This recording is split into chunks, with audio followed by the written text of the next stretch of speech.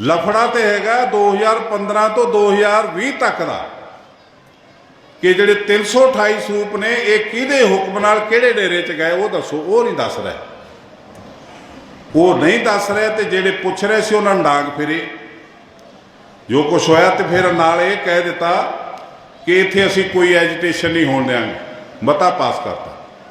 तो मैं उहदे मते नूं चैलेंज करके 7 तरीक दे दी कि मैं आऊँगा, रोक के दिखाओ, असीं पुछांगे। ये कल्ले 328 ਸਰੂਪ नहीं, साडे कोल साडी कौम दा बेस, साडी जिंद जान, साडे पुरातन ग्रंथ जिहड़े वो नहीं हैगे। वो पता नहीं किनू दिते, इन्हां ने किहड़ी संस्था नूं दिते आ ते कदों मिलणगे। 2004 तो लैके कोटां दे धक्के खाण डे सिख, ये जवाब नहीं दे रही कमेटी। ते ਸਰੂਪ किहड़े ने जिहड़े 84 च फौज लैके गई सी, CBI लैके गई, फौज लैके गई। 2004 च किसी सिख ने केस किया, उस केस दे विच नोटिस किया हाई कोर्ट ने डिफेंस मिनिस्ट्री नूं, होम मिनिस्ट्री नूं।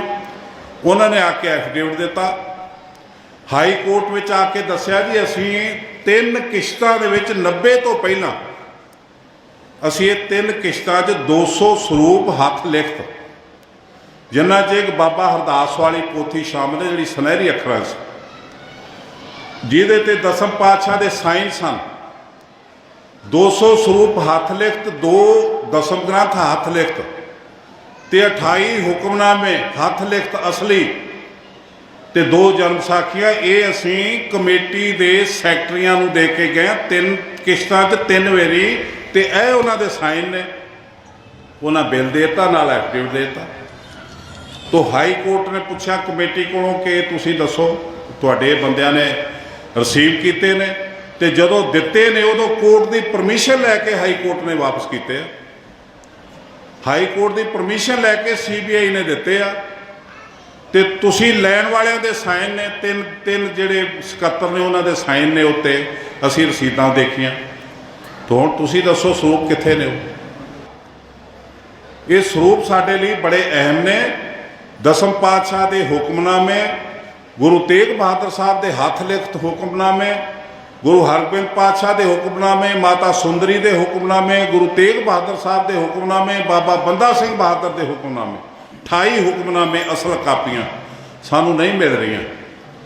ये लैण लई असीं 7 तरीक नूं जाना। तुहानूं मैं सारिआं नूं बेनती करदा कि असीं उत्थे गुरु तेग बहादुर साहब के सिख बन के जाना। देखांगे मसंद दरवाजे बंद करते हैं या सानू डांगा ना कुटते हैं। बोले सो निहाल। पर असी जाना जरूर आ। जे गुरु ग्रंथ साहब जे दसम पातशाह की पवित्र अजमत नूं तुसीं बचाउणा ते इन्हां तो हिसाब लैना पाओ, जां ते हिसाब देण या बाहर जाण। गुरु घर तो बाहर जाना सी आपे लवांगे, आपे देखांगे कित्थों मिलदियां पोथियां, सानू लैणियां आउंदियां।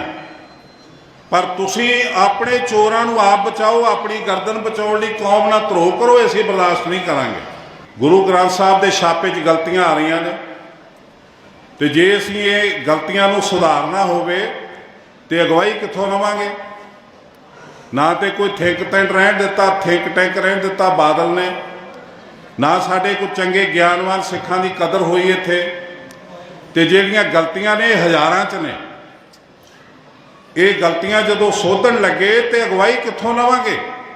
बादल तो पुछांगे कबरां च जाके कि शब्द केड़ा केड़ा ਸਰੂਪ असली। वो ਸਰੂਪ सोधन लई अगवाई सानू पुरातन ग्रंथां तो लैनी पैनी। तो जे पुरातन ग्रंथां दा ही कब्जा करके कोई साडा ਸਰੂਪ ही विगाड़ गया, इहदे च होर गलतियां आ गईयां तो असीं किवें सुधारांगे? जदों असीं इन्हां दे पिछे पै के सानू दसो 267 ਸਰੂਪਾਂ की की स्टोरी है, वो किहड़ी निशानदेही ते कित्थे गए, किहदे हुक्म नाल गए। जदों ਸਰੂਪ लैना होवे उदों ID देखदे आ ते जगह देखदे कित्थे जाना, ते उत्थों दे मैंबर दे साइन लैंदे ने। पर सानू दसो ये किहदे हुक्म नाल कित्थे गए? ये फसिया फसाया ने इनकुआरी करती जी, कमेटी बनाती जी, फिर कमेटी ने हथ जोड़ते, फिर कहते होर कमेटी बनाती, उन्होंने भी हथ जोड़ दिते। फिर कहते जी असी जथेदार अकाल तख्त नूं अधिकार दिते ये जज नूं दे देण। तो जथेदार ਦਾ ਹੁਕਮ ਆਇਆ ਕਿ ਮੈਂ ਇੱਕ ਰਿਟਾਇਰ ਜੱਜ ਨੂੰ ਤੇ ਇੱਕ ਤੇਲੰਗਾਨਾ ਦਾ ਐਡਵੋਕੇਟ ਈਸ਼ਰ ਸਿੰਘ ਉਹਨੂੰ ਇਸ ਇਨਕੁਆਇਰੀ ਦੇ ਰਿਹਾ। ਉਹ ਜੱਜ ਜਿਹੜਾ ਸੀਗਾ ਉਹਨੇ ਦੇਖਿਆ ਵੀ ਇਨਕੁਆਇਰੀ ਆਪੇ ਕਰੀ ਜਾ ਰਹੇ, ਸਾਡੇ ਤੋਂ ਸਾਈਨ ਕਰਾਉਣ ਲਈ ਆਉਂਦੇ ਆ। ਉਹ ਹੱਥ ਜੋੜ ਗਈ ਬੀਬੀ ਕਿ ਮੈਂ ਤਾਂ ਨਹੀਂ ਇਸ ਪਾਪ 'ਚ ਫਸਦੀ। ਫਿਰ ਇਨਕੁਆਇਰੀ ਕੀਤੀ ਐਡਵੋਕੇਟ ਤੇਲੰਗਾਨਾ ਦੇ ਈਸ਼ਰ ਸਿੰਘ ਨੇ। ਮੈਂ ਗੂਗਲ ਤੇ ਰਿਸਰਚ ਕੀਤੀ, ਤੇਲੰਗਾਨਾ ਹਾਈ ਕੋਰਟ ਦੀ ਰਜਿਸਟ੍ਰੇਸ਼ਨ 'ਚ ਇਸ ਨਾਂ ਦਾ ਕੋਈ ਬੰਦਾ ਨਹੀਂ ਉੱਥੇ। ਫਿਰ ਮੈਂ ਜਾਣਕਾਰੀ ਲਈ, ਪਹਿਲਾਂ ਤੈਨੂੰ ਐਡਵੋਕੇਟ ਕਹਿੰਦੇ, ਫਿਰ ਇਹਨੂੰ ਡਾਕਟਰ ਕਹੀ ਜਾਣ, ਤੇ ਉਸ ਤੋਂ ਪਹਿਲਾਂ ਇਹਨੂੰ ਸੰਤ ਕਹਿੰਦੇ ਹੁੰਦੇ ਸੀ। ਤੇ ਹੈਗਾ ਅਸਲ 'ਚ ਯਾਰ ਇਹਦਾ ਜਥੇਦਾਰ ਖੋਰ ਵਾਲੇ ਦਾ, ਹਰਪ੍ਰੀਤ ਸਿੰਘ ਦਾ ਅਸਲ 'ਚ ਇਹਦਾ ਯਾਰ, ਤੇ ਇਹਨੂੰ ਬਾਦਲ ਨੂੰ ਬਚਾਉਣ ਲਈ ਉਹਨੇ ਯਾਰੀ ਪਾਲੀ। ਪਰ ਜਿਹੜੀ ਇਨਕੁਆਇਰੀ ਹੋਈ ਉਹ 'ਚ ਦੋ ਬੀਬੀਆਂ ਲੱਗੀਆਂ ਨਾਲ, ਉਹਦੇ ਵਿੱਚ ਥੋੜ੍ਹਾ ਜਿਹਾ ਫਸਿਆ। ਇਨਕੁਆਇਰੀ ਕਰ ਲਈ, ਇਨਕੁਆਇਰੀ ਜਿਹੜੀ ਕੀਤੀ ਉਹਦੀ ਰਿਪੋਰਟ ਦਿੱਤੀ 1000 ਪੇਜ ਦੀ, ਉਹ ਦੇ ਦਿੱਤੀ ਜਥੇਦਾਰ ਨੂੰ, ਤੇ ਜਥੇਦਾਰ ਪਿਓ ਦਾ ਪੁੱਤ ਨੇ ਕੀ ਕੀਤਾ, ਉਸੇ ਕਮੇਟੀ ਨੂੰ ਚੋਰਾਂ ਨੂੰ ਫੇਰ ਫੜਾਤੀ ਕਿ ਤੁਸੀਂ ਦੇਖੋ ਜੀ।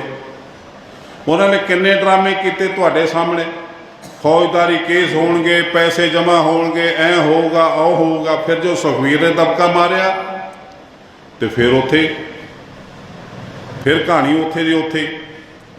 ਤੇ ਜਥੇਦਾਰ ਨੇ ਝੂਠ ਬੋਲਿਆ ਅਕਾਲ ਤਖਤ ਤੋਂ, ਦਮਦਮਾ ਸਾਹਿਬ ਦੇ ਤਖਤ ਤੋਂ। ਇਹ ਕਹਿੰਦਾ ਜੀ ਸਾਡੇ ਤੇ ਆਰੋਪ ਲੱਗ ਰਹੇ ਨੇ, ਕਮੇਟੀ ਤੇ ਆਰੋਪ ਲੱਗ ਰਹੇ ਨੇ, ਇਹ ਲੋਕ ਸਾਡੀ ਸੰਸਥਾਵਾਂ ਦੀ ਕਿਰਦਾਰਕੁਸ਼ੀ ਕਰ ਰਹੇ ਨੇ। ਕੋਈ ਸਰੂਪ ਗਾਇਬ ਨਹੀਂ ਹੋਇਆ, 267 ਸਰੂਪ ਗਾਇਬ ਨਹੀਂ ਹੋਏ, ਪੂਰੇ ਨੇ, ਪਰ ਪੈਸਿਆਂ ਦਾ ਘਾਟਾ ਵਾਧਾ। ਤੇ ਜਦੋਂ ਇਨਕੁਆਇਰੀ ਹੋਈ, ਇਨਕੁਆਇਰੀ 'ਚੋਂ 267 ਦੀ ਬਜਾਏ 328 ਨਿਕਲੇ। ਫਿਰ ਉਸੇ ਜ਼ਬਾਨ 'ਚੋਂ, ਝੂਠ ਬੋਲਣ ਵਾਲੀ ਜ਼ਬਾਨ 'ਚੋਂ ਫਿਰ ਸੱਚ ਬੋਲਣਾ ਪਿਆ ਕਿ 328 ਸਰੂਪ ਦਾ ਪਤਾ ਨਹੀਂ ਕਿੱਥੇ ਹੈ। ਫਿਰ ਇਹਨਾਂ ਨੇ ਕਰਕੇ ਇਨਕੁਆਇਰੀ ਤੇ ਰਿਪੋਰਟ ਦੇ ਦਿੱਤੀ ਕਮੇਟੀ ਨੂੰ, ਤੇ ਕਮੇਟੀ ਨੇ ਆਖੇ ਜੀ ਸਰੂਪ ਗਏ ਠੀਕ ਥਾਂ ਤੇ ਨੇ, ਪਰ ਉਹਨਾਂ ਦੀ ਪੇਮੈਂਟ ਨਹੀਂ ਸੀ ਆਈ 9 ਲੱਖ, ਉਹ ਅਸੀਂ ਇੱਕ ਮੈਨੇਜਰ ਨੂੰ ਪਾਤੀ। ਹੋਇਆ ਕਿ ਇਨਕੁਆਇਰੀ ਕੀਤੀ 13 ਤੇ 14 ਤੇ 14 ਤੇ 15 2 ਸਾਲਾਂ ਦੀ। ਤੇ ਜਦੋਂ 8ਵੇਂ ਮਹੀਨੇ ਦੀ 15 ਤੱਕ ਇਨਕੁਆਇਰੀ ਆਈ, ਤੇ ਉਹਦੇ ਵਿੱਚ ਜਿਹੜੇ ਸਰੂਪ ਗਏ ਪ੍ਰਦੇਸ਼ਾਂ 'ਚ, ਉੱਥੇ ਬਿੱਲ ਤੇ ਲਿਖਿਆ ਗਿਆ ਕਿ ਤੁਹਾਡੀ ਇੰਨੀ ਡਿਮਾਂਡ ਸੀ, ਅਸੀਂ ਇੰਨੇ ਸਰੂਪ ਭੇਜ ਰਹੇ ਹਾਂ। 5 ਪਿਆਰੇ ਨਾਲ ਆ ਰਹੇ, ਗ੍ਰੰਥੀ ਸਿੰਘ ਨਾਲ ਆ ਰਹੇ ਨੇ, ਤੇ ਇੱਕ ਬੈਂਜਰ ਆ ਰਿਹਾ, ਤੇ ਉਹਨਾਂ ਨੂੰ ਇਹਨਾਂ ਦੀ ਸੇਵਾ ਦੇ ਦਿੱਤੀ ਜਾਵੇ। ਹੁਣ ਡਰਾਈਵਰ ਤੇ ਆ ਕੇ ਤੇ ਹਿਸਾਬ ਦੇ ਦਿੰਦਾ ਕਿ ਇੰਨਾ ਤੇਲ ਲੱਗਾ, ਇੰਨਾ ਖਰਚਾ ਆਇਆ, ਇੰਨੇ ਦੀ ਅਸੀਂ ਰੋਟੀ ਖਾ ਲਈ, ਇੰਨੇ ਪੈਸੇ ਬਾਕੀ ਬਚੇ ਲੈ ਲਓ। ਪਰ ਇਹ ਕਿੱਦਾਂ ਹੋ ਸਕਦਾ ਵੀ 2013 ਤੋਂ ਲੈ ਕੇ 20 ਤੱਕ ਮੈਨੇਜਰ ਪੈਸੇ ਨਾ ਜਮ੍ਹਾਂ ਕਰਾਏ 10 ਲੱਖ ਰੁਪਏ? ਹੋ ਸਕਦਾ ਕਿਤੇ, ਪਰ ਜੋ ਮੰਨ ਲਓ ਨਹੀਂ ਕਰਾਏ ਤੇ ਉਹ ਪੈਸੇ ਨਹੀਂ ਜਮ੍ਹਾਂ ਕਰਾਉਣ ਕਰਕੇ ਉਹ ਦੋਸ਼ੀ ਹੋਊਗਾ ਕਰਪਸ਼ਨ 'ਚ। ਪਰ ਗੁਰੂ ਗ੍ਰੰਥ ਸਾਹਿਬ ਦੇ ਸਰੂਪ ਠੀਕ ਥਾਂ ਤੇ ਗਏ, ਜਿੱਥੋਂ ਡਿਮਾਂਡ ਹੋਈ ਉੱਥੇ ਗਏ, ਐਡਰੈਸ ਤੇ ਗਏ।